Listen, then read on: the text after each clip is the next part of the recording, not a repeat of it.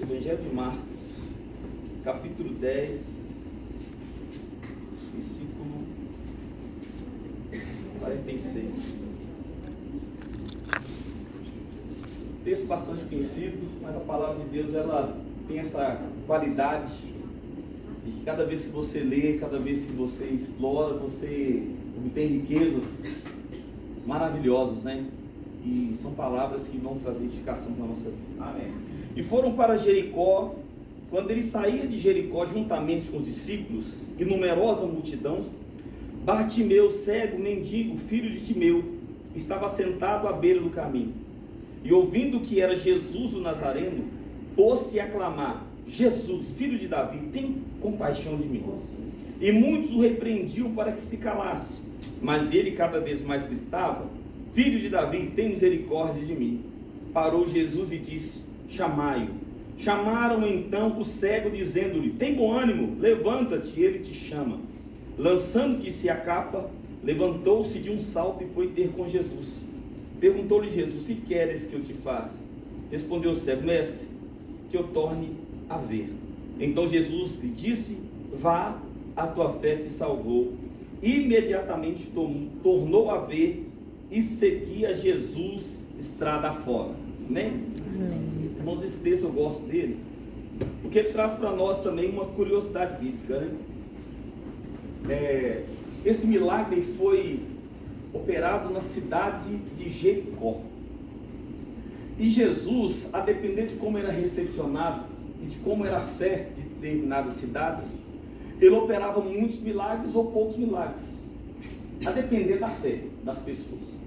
Tanto que Jesus, em Nazaré, onde ele foi criado, ele operou poucos milagres por causa da incredulidade deles. A palavra de Deus chega a dizer que ele se admirou da incredulidade deles, dos seus compatriotas, né, dos seus irmãos. E Jesus não pôde também fazer muitos milagres em outras cidades, onde ele não foi bem recepcionado.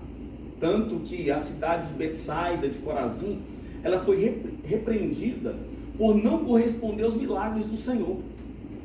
O Senhor diz assim: ai de ti, Betsaida e Corazim, porque se em Tiro ou Sidom tivessem sido operados sinais que se fizeram aí com vocês, eles teriam se arrependido. Ou seja, os sinais que manifestavam a glória de Deus era para que eles reconhecessem o Filho de Deus e se arrependessem dos seus pecados. Então, apesar de pouca fé, Jesus operou em alguns lugares, mas ele esperava que as pessoas correspondessem ao milagre, reconhecendo a sua divindade, a sua grandeza. Mas o fato curioso aqui de Jericó é que Jericó fora amaldiçoada. Foi a primeira cidade conquistada por Josué. Lembra quando ele sai na sua diligência, encontra Jericó e eles têm que rodear, têm que mandar espias, né?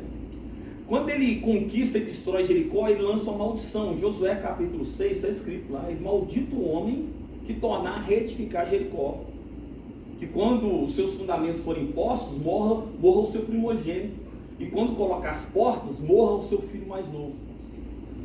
Foi lançada uma maldição, e essa maldição se cumpre. Quando você lê lá em 1 Reis capítulo 16, no tempo do rei Acabe, Eiel edificou Jericó, e o filho dele primogênito morreu, e quando ele lançou as portas, o filho mais novo morreu. Aquela profecia se cumpre. Então tem um registro de maldição em Jericó, um registro de algo ruim que aconteceu no passado. Aí entra Jesus, a figura de Jesus, uma cidade comprometida com o seu passado, mas quando Jesus chega, a realidade muda. Jesus não está interessado se a cidade tinha um passado de maldição, ele estava interessado em saber se tinha fé naquela cidade para ele ser recepcionado. Às vezes nós colocamos muito uma questão que surgiu, uma doutrina recente, de acreditar-se na maldição hereditária. E muitas pessoas acreditam mais na maldição hereditária do que na própria, no que Jesus pode operar por ela a partir da intervenção de Jesus na sua vida. E ela fica pegada àquele registro. Na minha casa teve isso, teve aquilo. Os meus antepassados eram alcoólatras. Muitas pessoas morreram. Eu já ouvi várias vezes pessoas dizendo: na minha casa há um registro de suicídio, de autoextermínio. Na minha casa há um registro de divórcios. Há um registro de tristeza nessa área, de criminalidade.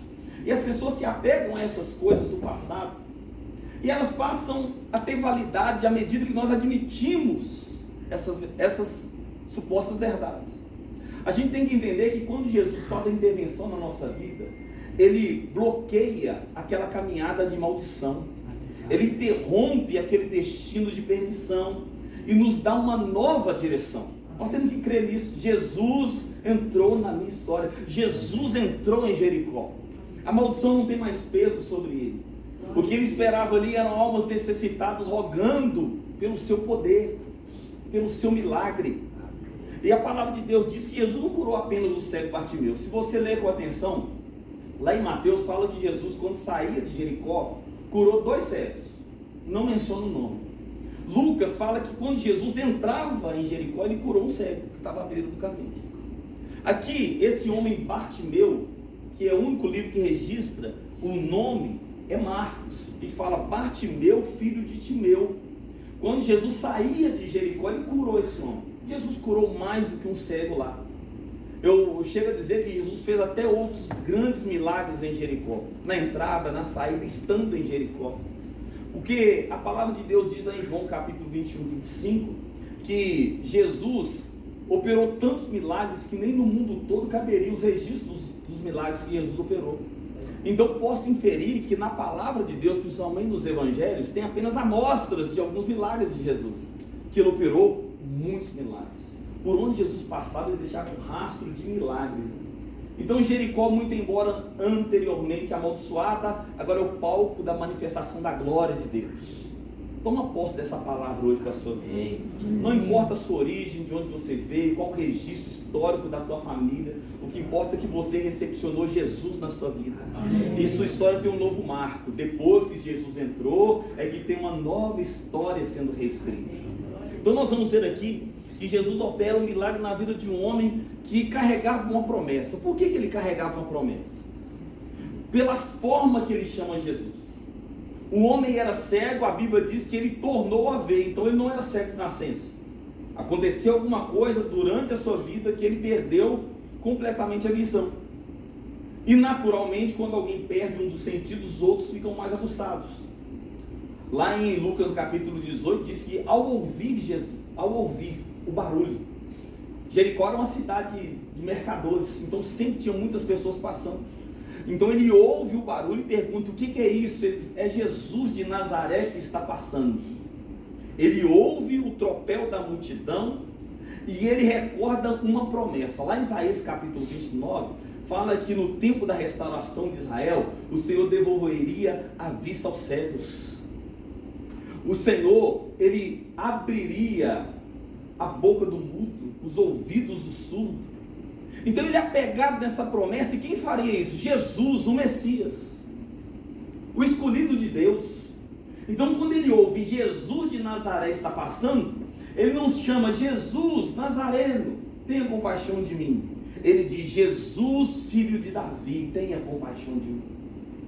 Ele chama o título messiânico, reconhece que muitos que, embora seguindo, não reconheceram. Jesus, filho de Davi, tenha compaixão de mim. E a multidão mandava aquele que se calasse. E assim, irmãos, quando nós estamos próximos de atingir aquele objetivo, sempre vai ter uma oposição. Sempre vai ter alguém para dizer: você não pode, você não vai, não é o seu momento.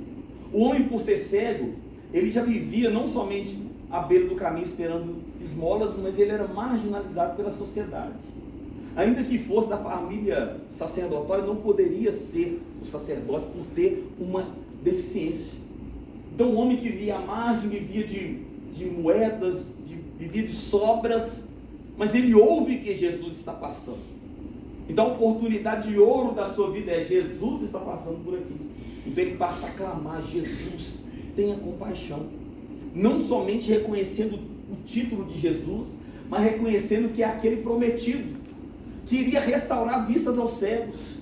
E a multidão mandava: cale, para de gritar, não incomode. Então, irmãos, tem hora que a gente vai ter que se fazer de surdo para algumas coisas. Conhece a história da corrida do sapo? Só para quebrar o grupo. Tinha uma corrida entre os animais e daqui a pouco deu a largada todos os animais saíram correndo e o sapo correndo em desambalada carreira, ganhando a corrida. E as pessoas gritavam: sapo, você não corre, você pula. E ele continuou correndo e ganhou a corrida. E depois chegaram perto dele e descobriram que na verdade ele era surdo. Se ele ouve as pessoas falando: você não corre, você pula, ele ia passar por lá e ia perder. Tem hora, irmãos, que vai vir coisas na sua vida que você vai ter que se fazer de surdo. Lembra de Saul quando foi escolhido? As pessoas falam: esse aí vai ser o rei, e ele se fez de surdo. E esse se fazer de surdo é não ouvir a voz da impiedade, não ouvir a voz da maldade, não ouvir a voz que vai contrariar o projeto de Deus na sua vida. Tem hora que você vai ter que acreditar, e acreditar sozinho. E a fé vai mover no seu individual, dentro de você. Amém. Pessoas e circunstâncias vão dizer tudo o contrário. Para de gritar, para de clamar, para de prosseguir nesse caminho. Mas nesta hora você vai ter que se fazer de surdo, porque os seus ouvidos estarão conectados ao Espírito Santo. E essa é a verdade. Se ele ouve a multidão, ele se cala. Um homem acostumado a ser reprimido, a ser desprezado, agora a oportunidade que ele tem é clamar pelo filho de Davi. E ele está clamando até que Jesus para. E Jesus fala assim: chamai. E alguém vai perto dele e diz assim: tenha bom ânimo. Um homem que ouviu tanta repreensão, talvez acuado pela circunstância, alguém chega e primeiro acalma o seu coração. Tenha bom ânimo, porque o mestre te chama. E a Bíblia diz que de um salto ele levanta, lança de si a capa e vai ao encontro de Jesus. Aquela capa era como se fosse um sistema de proteção social daquele homem. A capa representava todo o seu tempo de mendicância, seu tempo de sofrimento. Ele lança de si a capa porque iniciava uma nova temporada, porque Jesus o chamou. Se Jesus o chamou, aquele tempo que era o registro do seu sofrimento ficava para trás. E a gente tem que entender que lançar de si a capa é lançar de si as coisas que me acompanharam até hoje, que me faziam sofrer, que era o registro da minha dor, que é o registro do meu sofrimento, da minha aflição. Lançar de si a capa é abandonar o passado e viver uma nova realidade com o Senhor.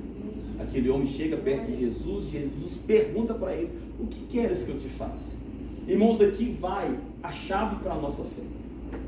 Nós não podemos diminuir o efeito do poder de Jesus sobre nós, nem sobre aquilo que clamamos. Parecia algo lógico. A maior necessidade daquele homem era voltar a enxergar. Por que Jesus perguntou para ele: o que queres que eu te faça? Porque nós precisamos expressar aquilo que verdadeiramente queremos. Eu já vi pessoas orando para Deus não deixar de faltar dinheiro para comprar um remédio, e não tem coragem de pedir ao Senhor para curar da sua enfermidade. Você entende, irmãos? A pessoa